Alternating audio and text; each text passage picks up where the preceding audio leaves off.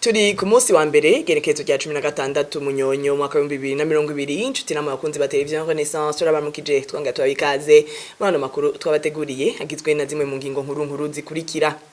Butoyi Seth Gabriel na Isayi Ndayahundwa bakomoka muri komine Buganda mu ntara ya Cibitoke barabuzwa irengero kuva muri nzero uwo mwaka ijoro bahagarikwa bajanywe mu gasho kwa kari muri stade mu Cibitoke kuva ico gihe nta uramenya irengero ryabo. Abagirizwa ubwicanyi bukorerwa abamenyesha makuru ntibigera bakomwakomwa byerekana ko harimwo ukuboko kwa leta muri ayo mabi bishikirizwa na Innocent Muhozi umumenyesha makuru yigeze no kurongora radio na televiziyo vy'igihugu. Hanze y'u Burundi naho ibikorwa by'abamenyesha makuru birabujijwe mu gace ka Tigre mu gihugu ca Ethiopia mu nyuma y'intambara yadutse muri ico gihugu ikaba imaze no gushika mu bindi bihugu bibanyi nko muri Eritrea. Ikaze mu idonido y'ano makuru. Ndasubiye kuba ikaze muri ano makuru igenekezo rya 18 uwo mwaka niho habugwa irengero ry'abantu babiri Butoyi Seth Gabriel w'imyaka 30 na Isayi Ndayahundwa w'imyaka 72 bo muri komine Buganda mu ntara ya Cibitoke bakaba bafashwe n'umukuru w'iperereza hamwe n'umukuru w'igipolisi bo muri komine Buganda. Pacifique Ninahazwe arongoye isekeza ndondeza avuga ko kuva kuri uyu mugoroba nyene bafatwa abo bantu babiri baciye bajanwa gufungirwa mu gashoboka ari muri stade yo mu Cibitoke ariko gushika n'ubu bataramenya irengero ryabo.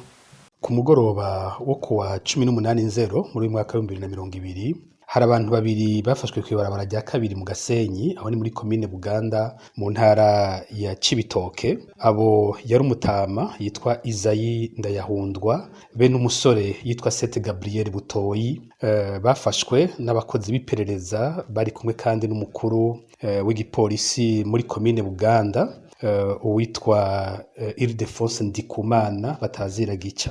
Kuva bafashwe gushika ubu ntibarigera basubira kuboneka. Imbere yuko bafatwa hari habanje kubaho umusirikare umwe yavuga ko abangamiwe yakorera mu Rukoko akavuga ko yipfuza guhunga Uburundi akaba yarondera umuntu asanze azi amayira aja i Kongo yomufasha kumenya inzira acamwe, ariko uwo wari umutego w'iperereza. Uyu mutama yitwa Isayi Ndayahundwa yarasanzwe ari umwirimizi akaba kandi yari afise udukorwa yakunda kuja gukorera muri Kongo, no kuvuga ko yari umuntu azi ayo mayira. Uwo mugoroba rero yafatiwe ko mu gihe cya 12 yari yakiriye uyu musoda bavugana ingene ahava amufasha mwijoro kujabuka imbibe z'u Burundi avi Buganda aja muri Kongo. Uwo rero babonanye igihe cya 12 z'umugoroba, igihe cya 2 z'ijoro niho haca hashika imodoka yo gutwara iperereza mu ntara ya Cibitoke Venance Miburo irimwo abakozi b'iperereza rero n'abapolisi baca barafata uyu mutama bongera bamubwira ko aja kubereka umubanyi wiwe yitwa Seth Gabriel Butoyi. Uwo nawe akaba azira ko mu bijanye no kurondera uyu mutama ngo afashe iby'uyu musirikare yo hava agenda hakoreshejwe itelefone y'umubanyi kubera ko umutama Isayi ata telefone yari afise. Amakuru twaronse nuko kuva uwo mugoroba bafashwe bo baciye bajanwa gupfungirwa mu gasho ko bakari kuri stade yo mu Cibitoke. Nico gituma nkuko muri ndondeza twamba tubikora dusaba ko uyu mukuru w'igipolisi muri komine Buganda cyo kimwe n'utwara iperereza mu ntara ya Cibitoke boheza bagatomora bakavuga iyo bapfungiye umutama Isayi Ndayahundwa n'uyu musore Seth Gabriel Butoyi bitumvikana ingene haheze amezi 11 atawuzi iyo bajanywe, atawuzi aho bapfungiwe kuko kuva bafatwa ntibarigera bajanwe imbere y'ubutungane, ntibigeze batwagwa muri parke.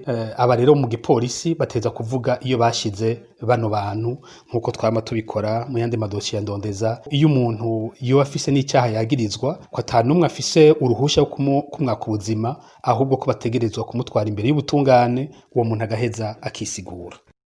Pacifique Ninahazwe arongoye isekeza ndondeza.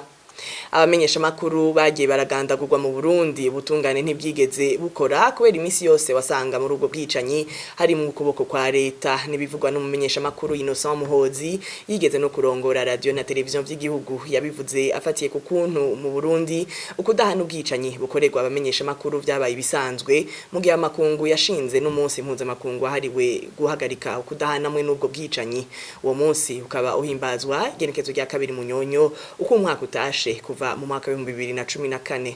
Umumenyesha makuru agandaguwe cyangwa undi muntu wese umuntu yamafise abandi bantu baba basanzwe bafitanye ubushuti umuntu yamaru abandi bantu abari umuryango wiwe ari wabagenzi biwe ari aho bakorana nta muntu rero atagira abamwitayeho abamufise ku mutima icyo ni cyambere muri rusangi umuntu apfuye abi wiwe umuryango urashobora gushinga urubanza cyangwa abi batabishoboye abo bakorana cyangwa umukoresha cyangwa nabandi bose amashirahamwe ashobora kuba arimo cyangwa na procureur wenyine akavuga ati hari hapfuye umuntu ni ngombwa tumenye uwishuye umuntu gushika ubu kubona harapfuye abamenyesha makuru kuva muri za 72 ahereye kuri bari abo mu radio y'igihugu bari bagiye mu kurondera amakuru hariye mu ntara zepfo muri Bururi ningere rero abamenyesha makuru bapfuye ba mbere bicwa nabari abantu bari bateye baza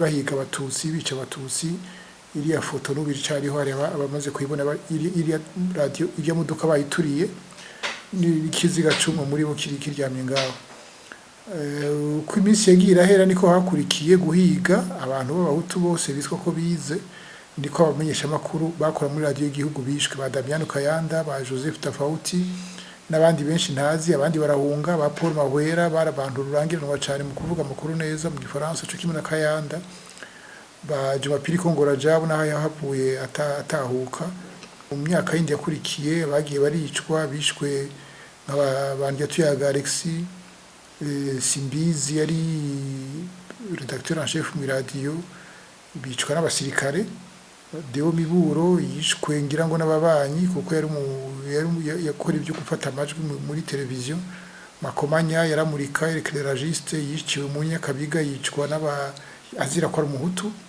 yicwa n'imisore y'abatutsi icyo gihe bari ko barahiga umuntu wese asa n'umuhutu biraza bishikubu hapfa Christophe Nkeza bahizi yishwe izuba ripabe n'umuryango we wose abana umugore bicwa n'abapolisi haraza Bigirimana Jean Bigirimana aranyuruzwa n'abakozi b'iperereza leta ikibazo cy'umukuru rero aho kiri ntushobora kuronka aho witwara mu gihe ubutungane atantahiriho mu gihugu ubutungane bukoreshwa niyo leta nyine bikwirica abantu haba 72 haba biriko birabubu leta niyo yica abantu mu gihe leta niyo yica abantu nturonka aho witwara ntunubahuka kuvuga ngo banyiciye umuntu ariko naho nyine no kwihenda kuko izaba leta zejo zabikoze zaba leta y'uno munsi umuntu yibaza ngo arica umuntu w'abandi biherera aho bigenda uko arihenda cyane kuko uno munsi uri ku butegetsi uno munsi ubona ufise amapete ufise ibyicaro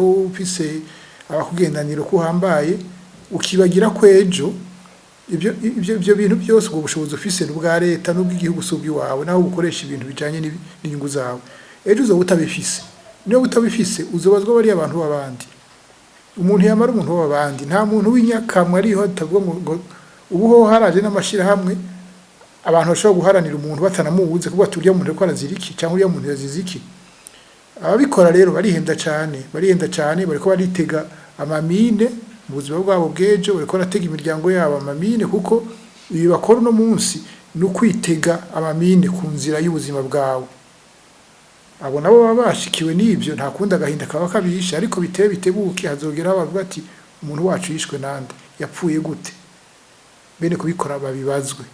Innocent Muhozi yaganiriye na mugenzi wacu Thierry Bigirindavyi.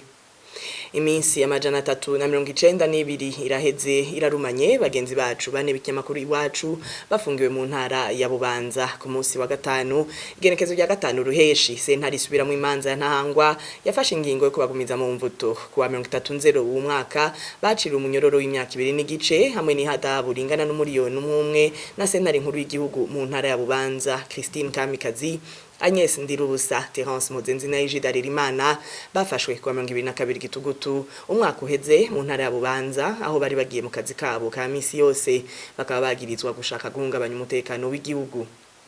Mu bivugwa mu gisata c'amagara y'abantu naho kuva ikiza ca coronavirus kimenyekanye mu gihugu c'Ubushinwa hari muri Kigarama umwaka uheze kimaze guhitana abantu baba imiliyoni 1.4 n'ibihumbi 400 ku isi. Leta zunze ubumwe za Amerika nico kiza ubwa mbere mu bamaze guhitanwa nico kiza kubw'ibigo bikurikirana iyo ndwara ku mugabane wa Afrika abantu baba ibihumbi 47,500 bamaze guhitanwa nico kiza muri Afrika. Tubibaze Bertrand Ngendakuriyo. Kuruno wa mbere genekerezo rya 16 munyonyo muri Leta z'Ubumwe za Amerika ibitigiri by'abandura coronavirus bibananya vyiyongera abantu bagera ku bihumbi 133 n'amajana nibo banduye uwo mugera mu masaha 28 aheze. Abamaze kwandura kuva ikiza gitanguye bageze ku miliyoni 11 ibihumbi 367 n'ijana 62.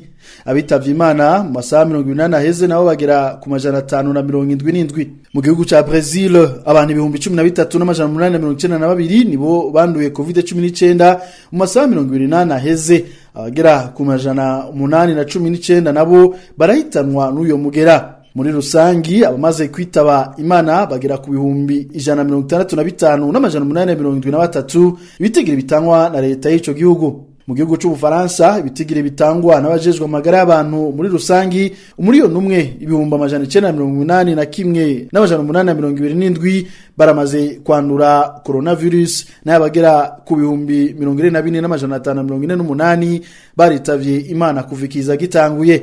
Kuri uyu wa Mungu abagera ku majana 302 nibo bitavye Imana. Mu gihugu c'Ubudagi abantu ibihumbi 14 n'amajana 262 nibo banduye coronavirus mu masaha 28 aheze. Angela Merkel aramutswe ico gihugu yasavye kubunwero n'uburiro co kimwe n'ibindi bibanza byo kwinezereza vyugara gushika kuwa 30 munyonyo.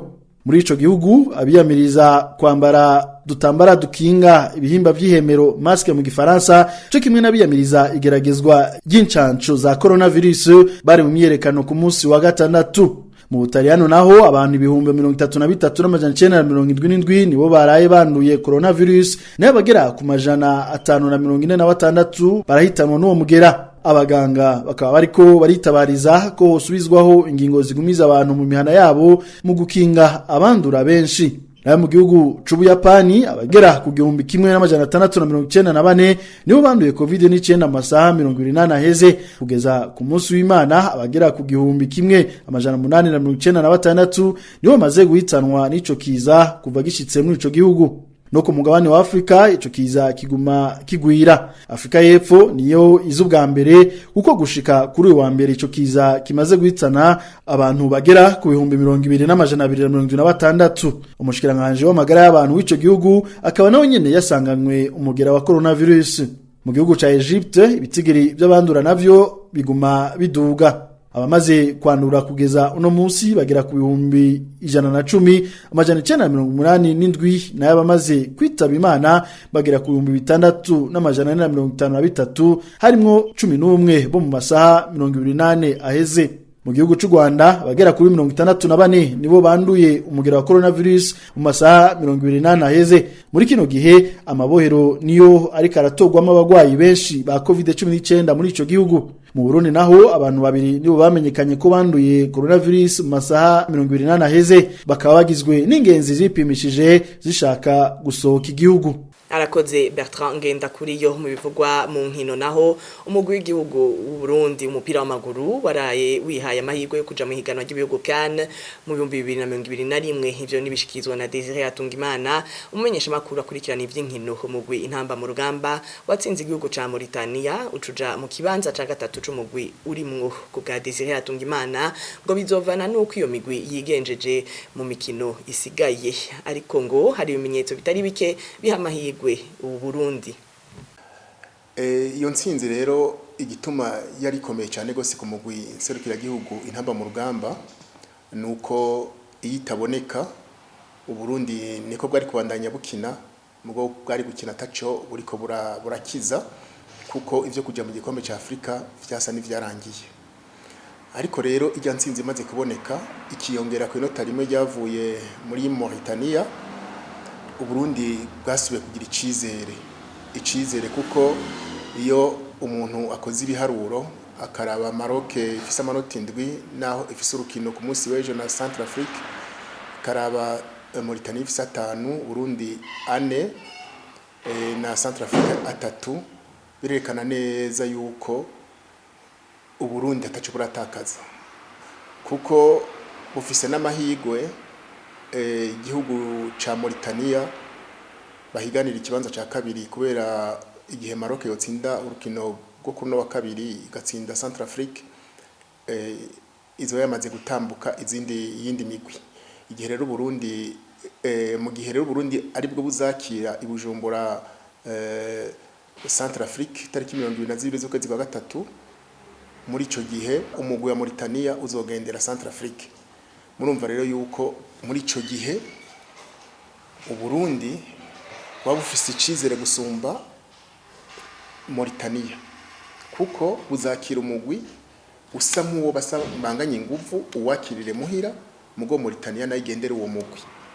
Ivyo rero birahama higwe menshi Burundi kuzokura amanota 3 kuri Centrafrique, Burundi ugaca kwiza amanota 7, mu gihe rero Mauritania nayo citakaza urukino zoja gukina Centrafrique ikigumana amanota 5, Burundi ukamwe amaze gutambuka umugwa Mauritania bukaja mu kibanza ca kabiri.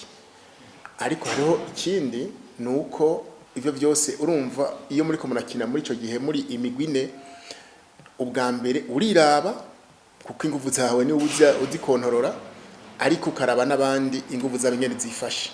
Turavye Maroc izogendera Mauritania, Uburundi nabwo bugendere Maroc rwa nyuma. Muri ico gihe Maroc ishaka kugendera kubera urukino rwa Maroc na Mauritania ruzoba mu kwezi kwa gatatu igihe Burundi buzakora kina Centrafrique.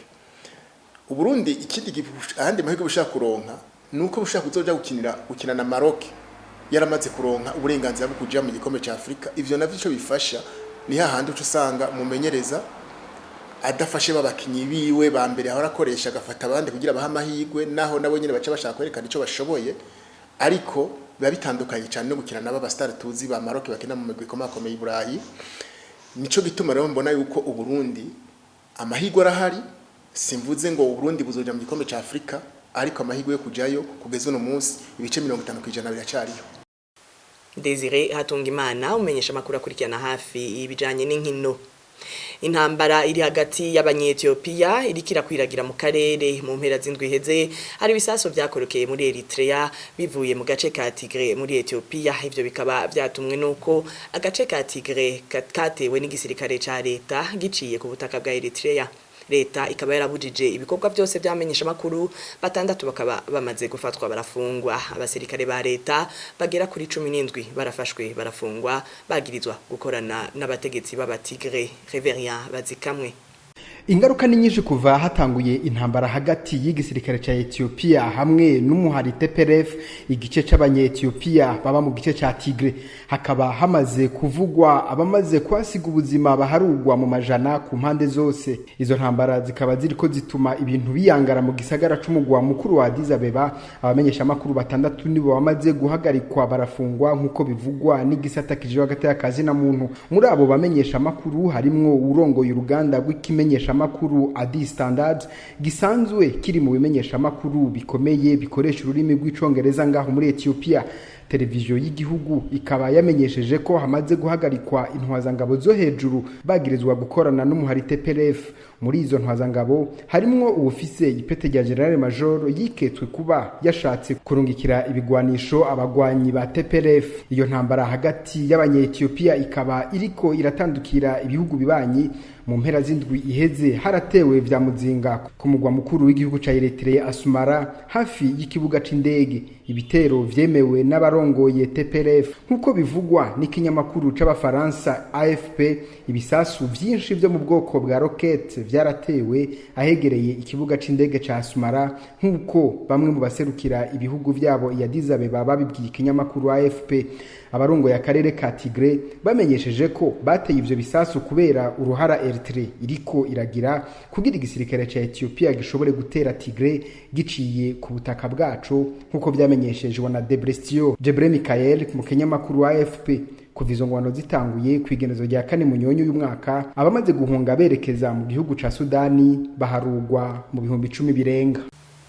Arakoze mugenzi wacu Riverien bazikamwe ni no kuri no nkuru nyene dusozerera amakuru twabateguriye tubashimiye mwebwe mwese mwayakurikiye n'abagenzanje mafashije kuyatororokanya naho butaha.